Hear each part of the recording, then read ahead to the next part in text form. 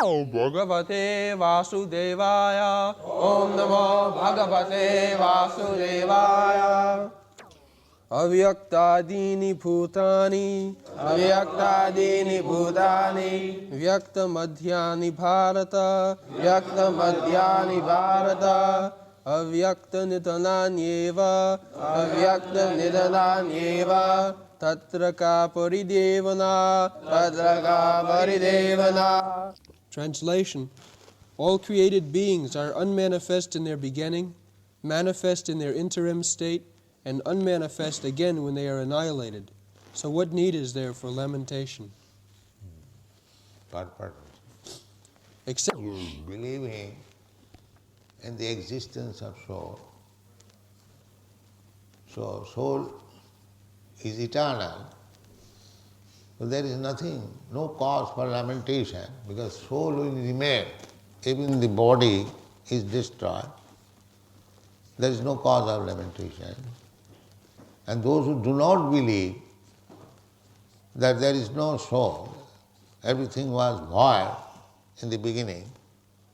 So in the beginning there was void, and in the middle it is manifested, then again it is void. So void to void, where there is lamentation. This is the argument Krishna is giving. Both ways, you cannot lament. Then? Yet even if for argument's sake we accept the atheistic theory, there is still no cause for lamentation. Apart from the separate existence of the soul, the material elements remain unmanifested before creation. From this subtle state of unmanifestation comes manifestation, just as from ether, air is generated. From air, fire is generated. From fire, water is generated. And from water, earth becomes manifested. From the earth, many varieties of manifestation. This is the process of creation. From ether, then sky, then air, then fire, then water, then earth. This is the process of creation. Yes. Take for example, a big skyscraper manifested from the earth. When it is dismantled, the manifestation becomes again unmanifested and remains as atoms in the ultimate stage. The law of conservation of energy remains, but in course of time, things are manifested and unmanifested. That is the difference. Then what cause is there for lamentation, either in the stage of manifestation or unmanifestation? Somehow or other, even in the unmanifested stage, things are not lost. Both at the beginning and at the end, all elements remain unmanifested, and only in the middle are they manifested, and this does not make any real material difference. And if we accept the Vedic conclusion as stated in the Bhagavad-gītā, antavanta ime deha, that these material bodies are perishable in due course of time, nityasyoktak sharirinaha, but that soul is eternal, then we must remember always that the body is like a dress. Therefore, why lament the changing of a dress? The material body has no factual existence in relation to the eternal soul. It is something like a dream. In a dream we may think of flying in the sky or sitting on a chariot as a king, but when we wake up we can see that we are neither in the sky nor seated on the chariot. The Vedic wisdom encourages self-realization on the basis of the non-existence of the material body. Therefore, in either case, whether one believes in the existence of the soul or one does not believe in the existence of the soul, there is no cause for lamentation for loss of the body. The one point in this connection is that at night, when I am dreaming, I forget this body. This body, in dream, I am seeing that I have gone in a different place, talking with different men, and my position is different. But at that time I don't remember that actually my body is lying on the bed in the apartment where I have come. But we don't remember this body. It is everyone's experience. Similarly, when it comes again, awakening stage, in the morning, after getting up from the bed, I forget all the bodies I created in my dream. So which one is correct? This is correct, this body is correct, or that body is correct? Because at night I forget this body, and at daytime I forget the other dreaming body. So both of them not correct. It is simply hallucination. But I am correct, because I see at night, I see in daytime. So I am eternal, the body is not eternal. This is the fact. Antavati me deha nitya sukta saririna. Saririna, the owner of the body is eternal, but not the body. In so many ways, Krishna is explaining about the material condition of this body. But those who are not very intelligent, with poor fund of knowledge, it is very difficult for them to understand. Otherwise, things are very clear. This point is very clear. That at night I forget this body. And in daytime I forget the body at night. This is a fact. Similarly, I may forget the body of my last appearance, last duration of life. Or I may not know the future body, but I will exist, and the body may change, but I will have to accept another body which is temporary. But as I exist, it means I have got a body, and that is spiritual body. The spiritual body is existing, and spiritual advancement means, first of all, to know spiritual identification of myself.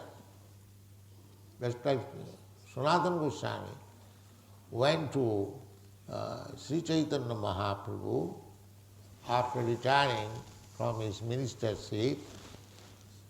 So he first of all said that Kiyami kano more jape tapatra.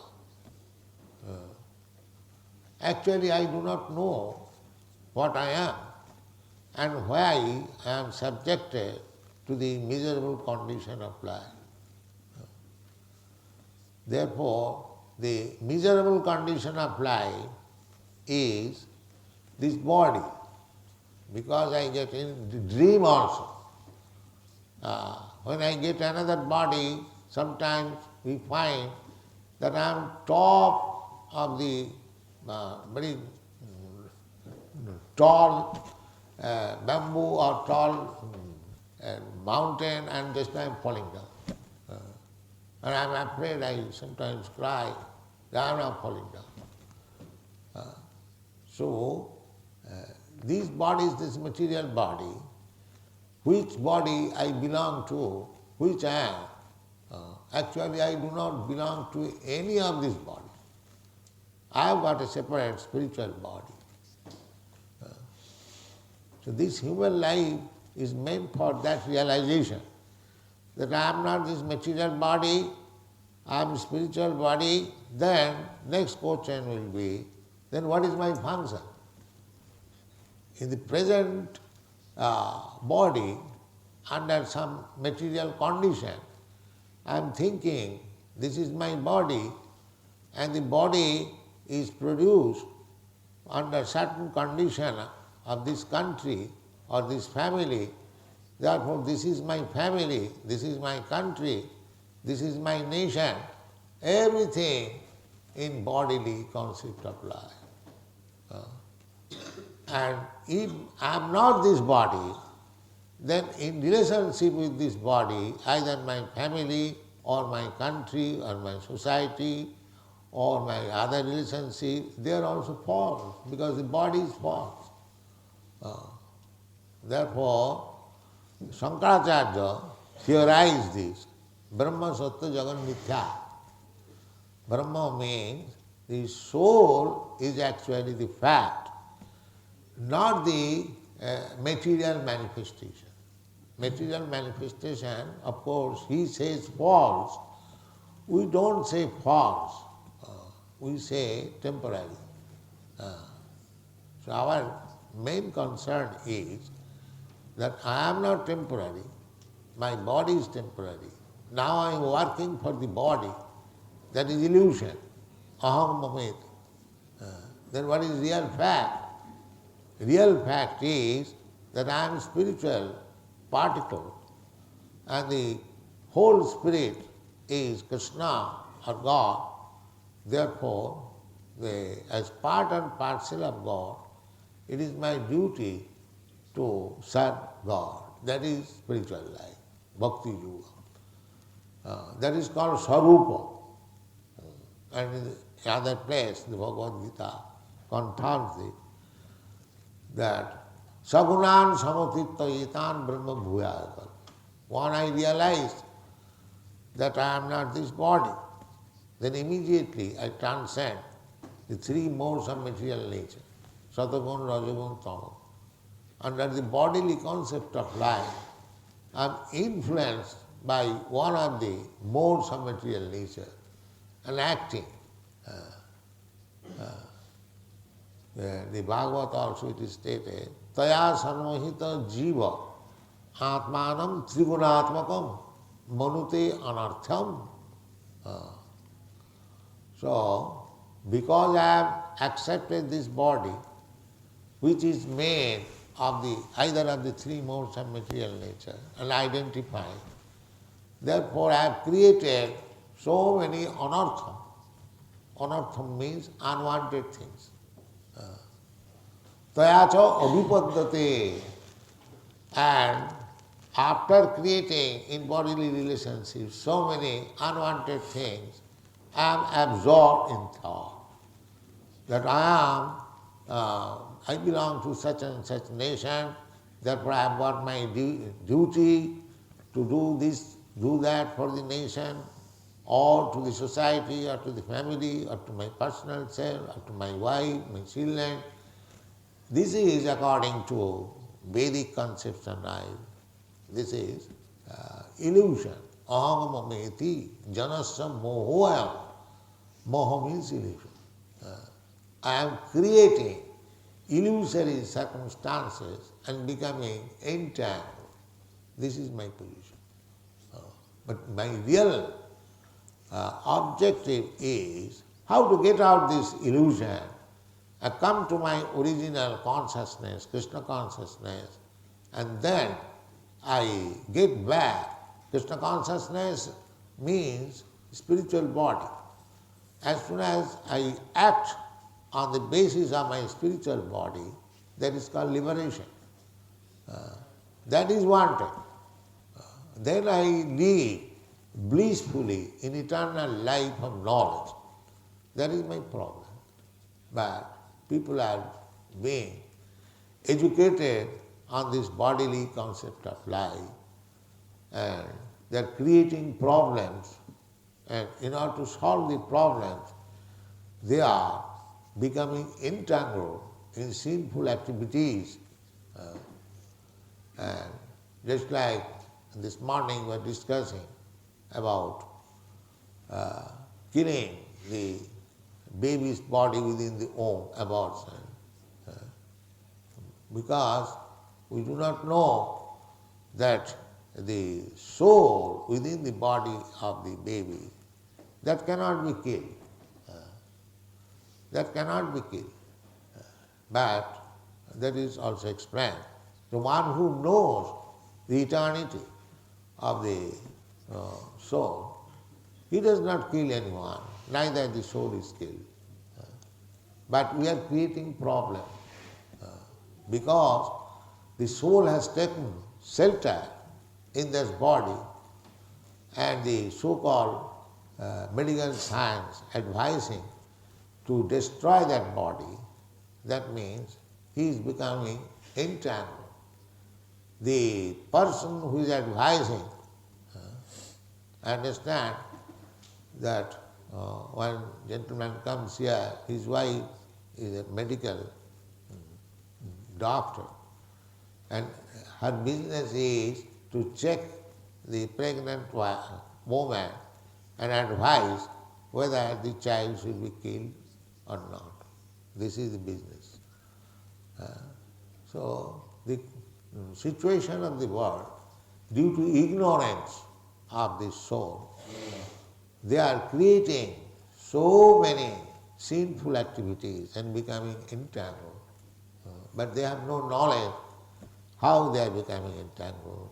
This is Maya's prakyavadmika shakti, avaranatmika. Although he is being entangled, but he is thinking that he is advancing in scientific knowledge. This is their knowledge. The gentleman was talking that he is a mining engineer. So mining engineer, his business is to make the atmosphere within the mine very comfortable. Just imagine, he has gone down within the earth, just like the mouse hole, and he is improving the mouse hole. After being educated, after getting degrees, his position is to enter into the dark, hole of the earth, and he is trying to scientific advancement by cleansing the air within the mind. He is condemned that he has been forced to give up the outer space, free air. He has been condemned to go into the within the earth, and he is proud of scientific advancement. This is scientific advancement. So, manute anartham, that is Vyasdev. Vyasdev, before writing Srimad Bhagavatam, under the instruction of Narada, he meditated. What is the position? Bhakti yoge manasi sammak pranihite amale apasat purusam purnam mayancha tadapasitam. He saw, realized, there are two things, the Maya and Krishna. Mayancha apasitam, taking shelter of Krishna. This Maya cannot stand without Krishna. But Krishna is not affected by Maya, because Krishna is not affected at all. But the living entities, Jaya Sanmahita Jiva, the living entities, they become affected by the presence of Maya. Krishna is not affected. Just like the sun and the sunshine. Sunshine means combination of illuminating particles. That is sunshine. It is scientific proof.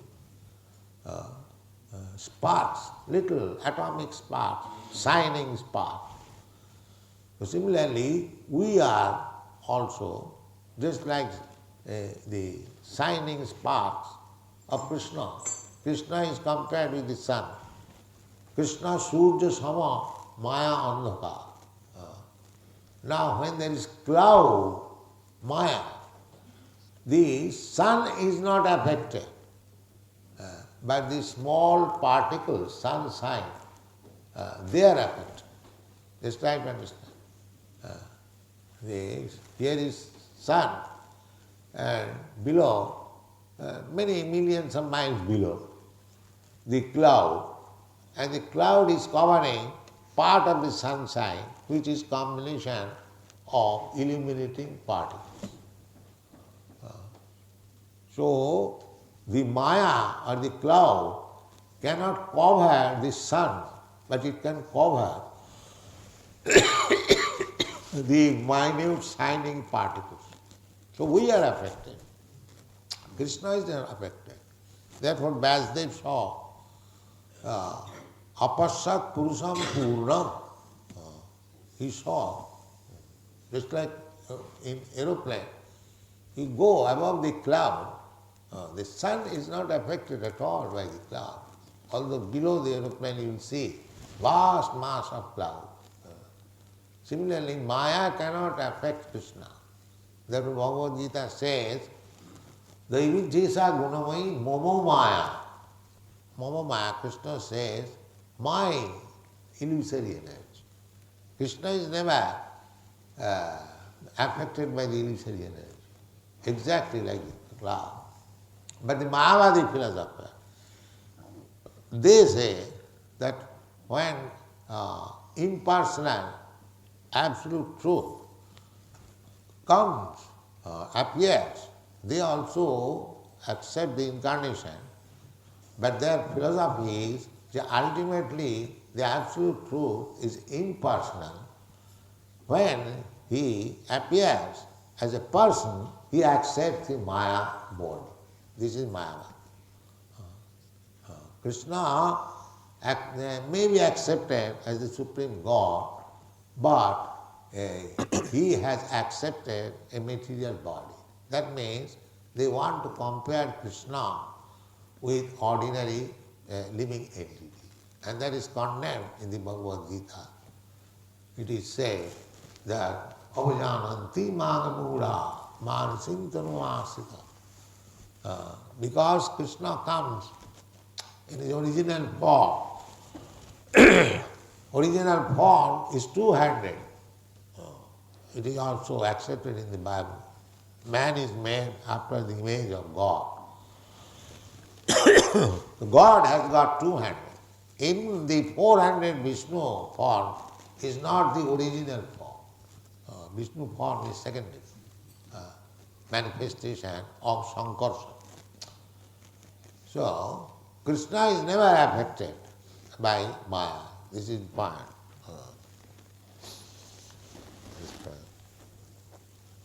You can read the next. Ascharyavat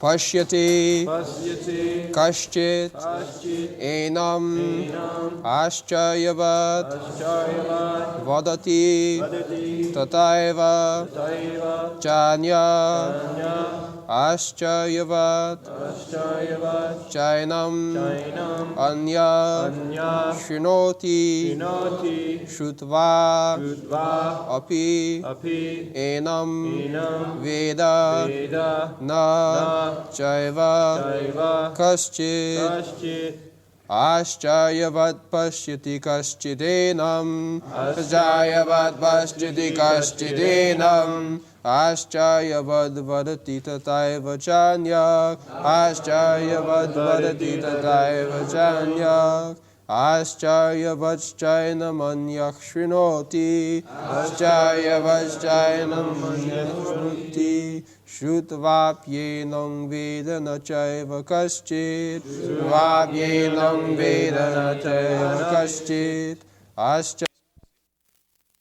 Some describe him as amazing, and some hear of him as amazing, while others, even after hearing about him, cannot understand him at all. So you shall discuss more.